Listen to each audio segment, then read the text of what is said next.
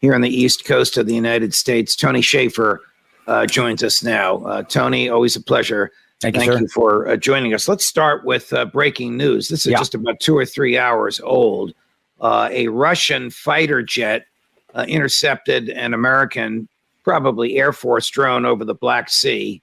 Right. I don't know how this happened. Unloaded jet fuel on it, damaged its wing, and I guess it fell into the Black Sea. And now there's a race to get to it. The Russians will probably win the race. Are you surprised something like this happened? Is this a measure of restraint on the part of the Russians because they didn't ceremoniously blow it out of the skies or try and capture it? Are you surprised that we have these drones over the Black Sea? No, I think I'm surprised it hasn't happened before. One of my favorite Cold War movies is Ice Station Zebra. And Judge, this reminds me of some of the provocation that was going on on both sides. And the fuel dump was the equivalent of a dog raising its leg on a fire hydrant. That was meant to send a signal. I mean, it was, and it's a provocation. And I think it was meant to remind the Biden administration that they don't appreciate the American support to Ukraine. It is what it is. We right now also have troops in close proximity with the Russians, U.S. troops near Russians in Syria. There's a hotline. I don't know if the Pentagon's going to admit to this, but I know for a fact there's a hotline right now between the Pentagon, Lloyd Austin, and Mark Milley, and the leadership of the Russian military. And it's supposed to be to preclude miscalculation or provocations getting out of hand. And I wouldn't be surprised if there's been some back channel stuff going on, that everybody's reminding each other that this is simply a kind of a Cold War trick. We've had Su-27s buzzing U.S. Navy ships in the North Sea and other things like that. So this is, it is what it is. And it's just the Russians reminding us that they don't appreciate us being there helping the Ukrainians, is the way I'm reading it. Now, refresh my memory. Why is the U.S. military in Syria? Well, President Trump did give a direct order to get them out of there. And I know for a fact that a chairman of the Joint Chiefs, Joe Dunford, did give that order to start pulling people out. And I guess I can say this. Joe Dunford, chairman under Trump, did not want to see us engaged in another permanent land war. We don't do well. Doug McGregor says it all the time. We don't do well as a land force, and we don't. And we did not want to get drug into that. But obviously, when Mark Milley came in, my understanding, reversed everything and expanded our presence there on the ground, which is not in our interest. So President Trump's order was not followed at all? It was followed by General Dunford, who was the chairman did troops leave? And President Biden has replaced them, or did nobody leave under Trump? Troops were the footprint was reduced. Like Afghanistan, there was an attempt under Trump by the Pentagon, certain members of the Pentagon, to start interjecting more forces into the theater without any clear objective. Essentially, once we get somewhere, the military wants to expand its mission. And Dunford, again, the chairman of the Joint Chiefs, said, no, that's not what we want to do. He was actually kind of going against internal commanders on that central command. And then, as I understand it, Mark Milley, when Mark came in, when Joe stepped down, he had 2 terms as chairman. All right, 4 years. Mark Milley is General Milley, the current and soon-to-be chairman of the Joint Chiefs. Chair of the Joint Chiefs. That's correct. Yeah, and his term is almost up now too. By the way, he'll be out later this year. But yes, there was a kind of a reinsinuation of troops there on the ground in Syria. I'm not for the Syria mission, by the way. There's no clear objectives assigned to it. Just saying. So, okay, let's get back to the Black Sea. Yeah. What are these? First of all, this was Air Force. It wasn't CIA. But right. According to what the Pentagon says, what are they doing there? How high up are they? What can they see or surveil? It depends on the platform, the sensor package, Judge. In this case, I think they were trying to detect this type of drone was probably trying to detect emissions of communications. They're monitoring the Russian communications at the tactical level. That is to say, all the troops speaking to each other on the ground. Plus, they were probably trying to get a certain level of what we call measurements intelligence off of Russian radars, off of Russian systems, which emit electronic signatures. and they want to measure those signatures for purposes of our understanding of how they function, and then that information would eventually be turned over to the industry for purposes of targeting. That is to say, they then build weapons that could latch on and target those emissions as part of a warfare system, a war system. All right, so there must be a part of the Black Sea that's international waters. Yes. And there must be a part of the Black Sea where some country along the coast, I don't know, Romania, Moldova, would allow our drones to fly over it. I don't know if Turkey will, but certainly Russia's not going to.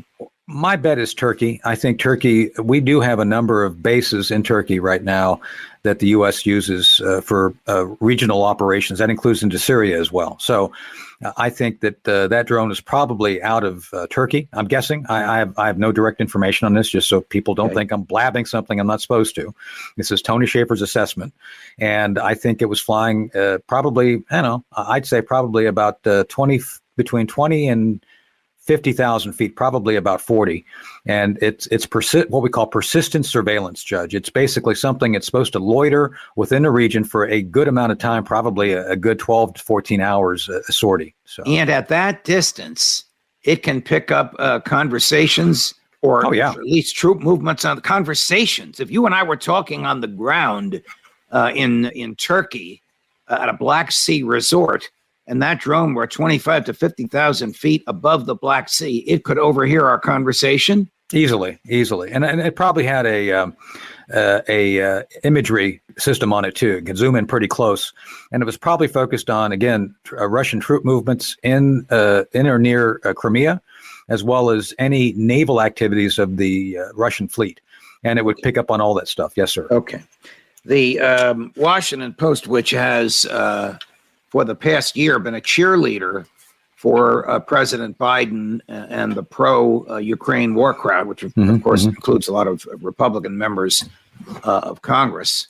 Late last night came out with a long piece, the headline of which is Ukraine short of skilled troops and munitions as losses and pessimism grow. Yeah. Now you'll probably identify with this. Quoting an unnamed senior Ukrainian military official, quote, "The most valuable thing in war is combat experience." Next line. "And there are only a few soldiers in the Ukrainian army with combat experience. Unfortunately, they're all dead or wounded." Right. Wow. That's not good if it's true. No, look, the issue at this point is, what do the Ukrainians have left? I've said this in multiple venues in the media.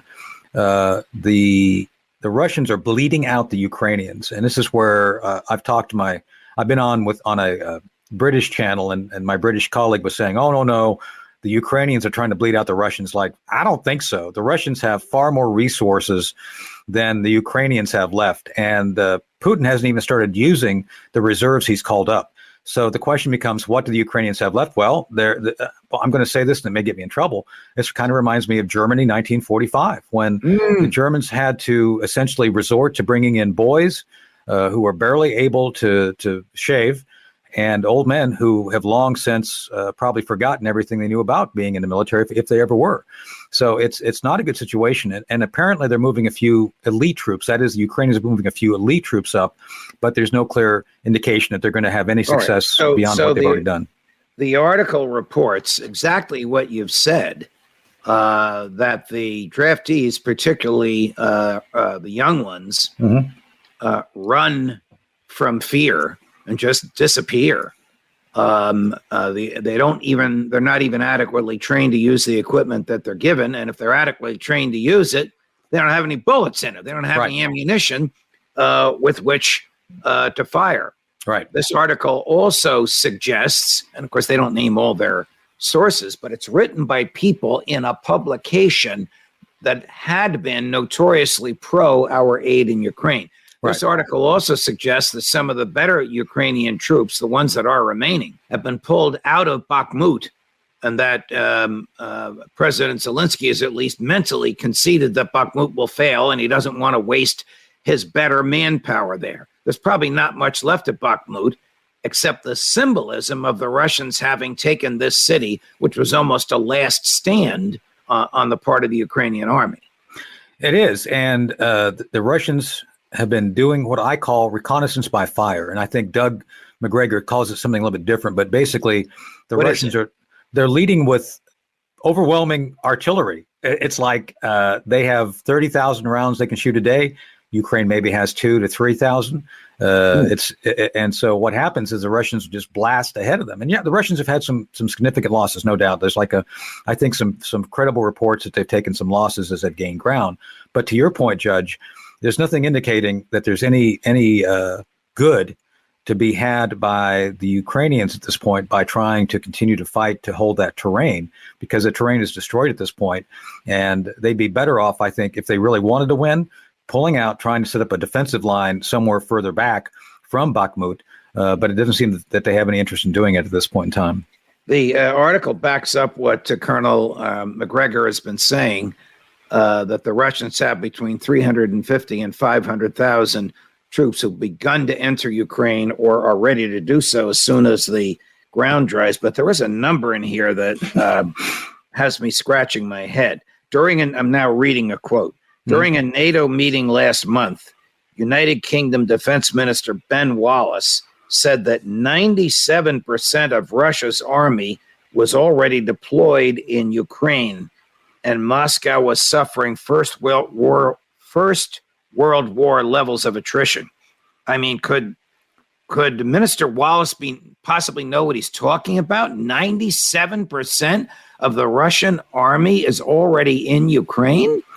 So the Russians have a large landmass to defend, and as far as I know, Judge, in the western part of their country are the ones engaged right now. The ones in the east, towards the Pacific, out in Siberia, are not heavily reduced.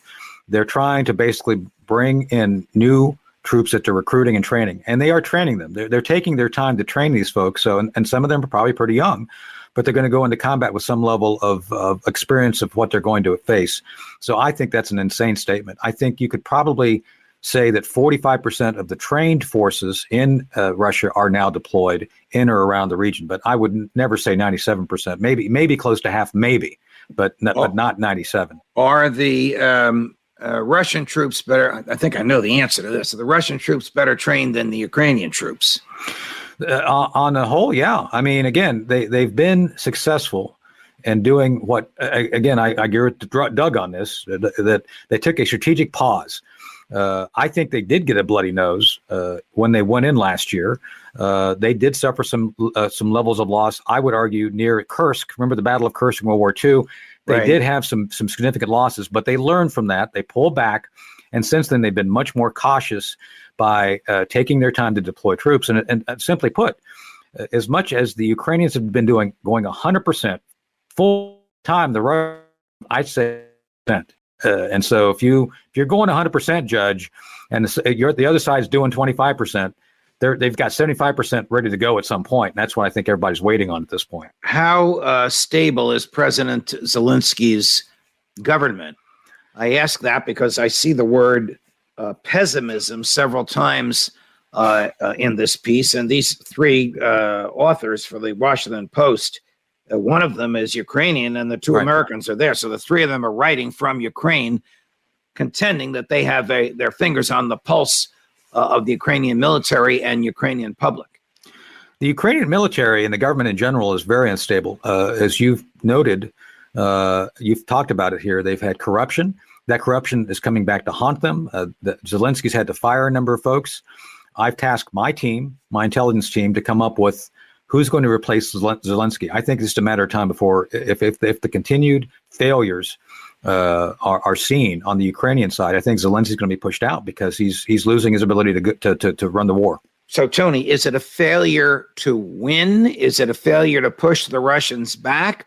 Or is it a failure to recognize reality and get involved in some negotiations? There's a saying that I live by and I've internalized. Tactics before strategy is the noise before defeat. Judge, we have employed all sorts of tactics. We've thrown all sorts of technology onto the battlefield, never with a clear understanding of what we, United States, are trying to achieve, or more importantly, what we're trying to advise. And I'm saying we, not me, or I'm not for the war. I'm speaking in general. or what we, the Pentagon, are advising the Ukrainians to achieve regarding strategic objectives. In other words, they've just like throwing everything they got constantly into it without any understanding of what they're trying to achieve. And I think that's the mess we see. And to answer that question, yeah, I think we're to the point of where that lack of strategy and assigning achievable objectives to military units is going to come back to show that they have no ability to sustain the war to any great degree by summer at this point. Do you think that there are some back channel negotiations going on that the rest of the world doesn't know about? No, I don't. I think there are nations speaking behind the scenes wanting to engage. I know the Chinese have put their 12-point point plan forward. I think you're going to see meetings between the Russians and the Chinese. The Russians are going to try to leverage others around to do that. But the United States at this point, Judge, on the diplomatic side, with Blinken and company, are refusing to accept any overture to actually open a negotiated set of discussions on this issue. I just don't understand why the United States is so rigid. I mean, are they captives of Victoria Nuland, who wants a Western invasion of Crimea? The Nuland and those neocons, I don't know what you want to call them, the neocons and all those folks who are for war, they are indeed very influential. But more importantly, I think they've whispered in Biden's ear, Judge. You know, all politicians act politically, and Biden wants to be a wartime general. He believes, from what I've heard, his staff believes that if he can get us into the war, he's going to be like the 21st century of FDR. And FDR is one of his big heroes. So I think it's very dangerous because Biden sees this as a political issue. And if it's a political issue, which he thinks is going to be giving him some leverage in the election in 2024, yeah, I can see him trying to listen to those folks and push us into war. I agree with everything you just said, but I have to add, it is reprehensible that a human being would put his political success over the lives of American troops and even over young Ukrainians and young Russians. The Americans have done nothing but exacerbate this war and prolong its end. They will not bring about a just end from the American point of view. They will just bring about a far bloodier end that would have been the case if we'd stayed the hell out. I think we are very much. I agree with what you're saying, by the way, and I think we're very much into a analogy of World War I, pre-World War I Europe, where everybody has grievances, everybody has issues, people are talking past each other, and nobody has regard for the human costs of the individuals actually in Ukraine, and it's bloody. And again, I can't believe this first time I've been around for a long time. I've worked with every administration except this one since Jimmy Carter. And I've never seen the United States wish to not be engaged in trying to bring a peaceful, at least a negotiated settlement to a conflict. I've never seen this before, and I think it's purposeful by the current administration. Have you ever seen the President of the United States rattling a saber over Taiwan the way Joe Biden is? So the Taiwan issue nobody wants to see Taiwan destroyed. I think that's the thing we can all agree upon, because they are the foundry of computer chips, which go into like 90% of cars today. And I think that's a resource that everybody recognizes. And I read something yesterday where even one of President Trump's national security advisors said, we would destroy those before we give them up. It's like, no, we wouldn't. Nobody's going to destroy. Yeah, it was I'm trying to think of who it was. Like, no, that's just stupid. Nobody wants that destroyed. And I think this is where the bellicose language on both sides at this point is not helpful. I think if the Chinese are seriously thinking about doing something, there's things we can do to deter them. I'm a big Reagan guy, as you know. Reagan was successful in deterring by strength without having to go to war. And I think we have to be prepared to deter, not to provoke. And right now, everything is provocation, Judge, and that's not the way to run the railroad. Tony, if the folks want to see a little bit more of you on your show, The Hard Truth,